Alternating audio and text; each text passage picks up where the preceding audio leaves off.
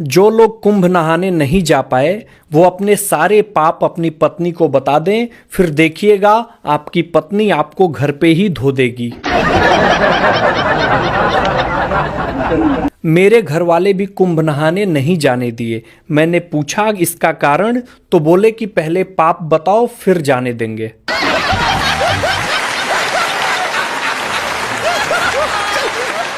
एक टीचर ने बच्चे से पूछा कि स्वर्ग में कौन जाता है, तो बच्चे ने कहा कि जो पति अपनी पत्नी से डरते हैं वो स्वर्ग में जाते हैं, और जो पति अपनी पत्नी से नहीं डरते उनके लिए धरती ही स्वर्ग है।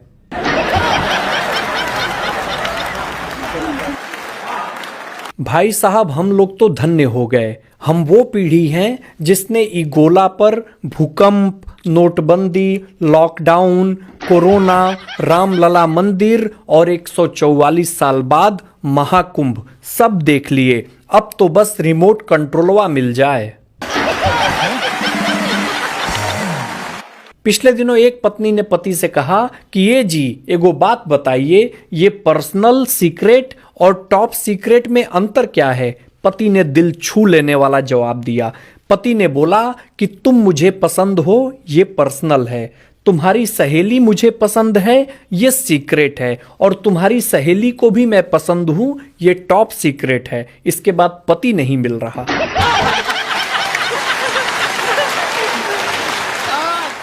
मैं कुंवारा हूं और अपने कुंवारे दोस्तों से भी एक बात कह देना चाहता हूं कि कुंवारे लड़कों, कर्म पर ध्यान दो, फल की चिंता मत करो। फल तो तुम्हारे ससुराल वाले तिलक में भर भर के लाएंगे।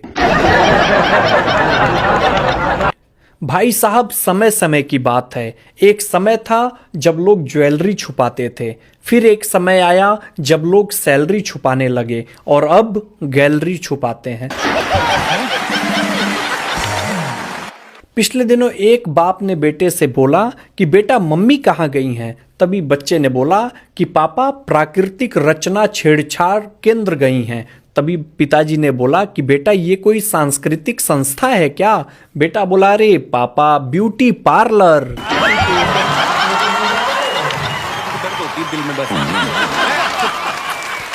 पिछले दिनों मेरे एक उत्तर प्रदेश के दोस्त ने कहा कि भाई पड़ोसन 3 बार चाय पीने के लिए बुला चुकी। जब भी हिम्मत जुटाता हूं, पत्नी न्यूज चैनल खोल के बैठ जाती है, और न्यूज चैनल पर योगी बाबा कहते हैं, बटोगे तो कटोगे।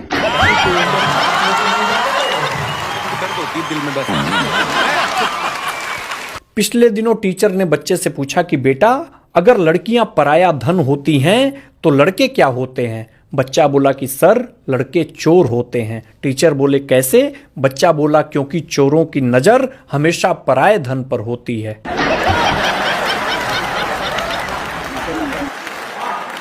पिछले दिनों एक पति पत्नी अपने दोनों बेटियों का विवाह संपन्न करके मेहमानों को विदा करके सुकून से बैठे थे। तभी पति ने कहा कि तुम्हें याद है जब दोनों बच्चियां छोटी थीं तब हमारी लड़ाई होने पर तुम कहा करती थी कि इन दोनों बच्चियों के कारण यहां रुकी हूं, वरना कब की छोड़ के चली जाती।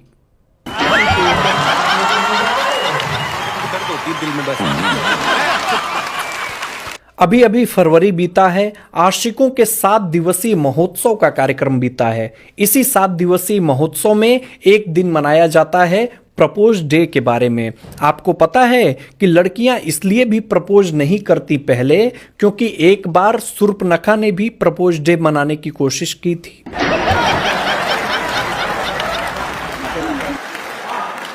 मेरे दिमाग में काफी दिन से एक बात घूम रही है कि आखिर कश्ती वहां पहुंची कैसे जहां पानी कम था, और चलो पहुंच भी गई तो वहां डूबी कैसे जहां पानी ही कम था।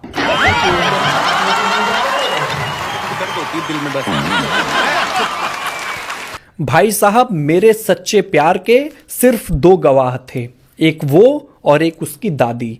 पहली मुकर गई, दूसरी गुजर गई, और इस तरह सच्चे प्यार की कहानी खत्म हो गई।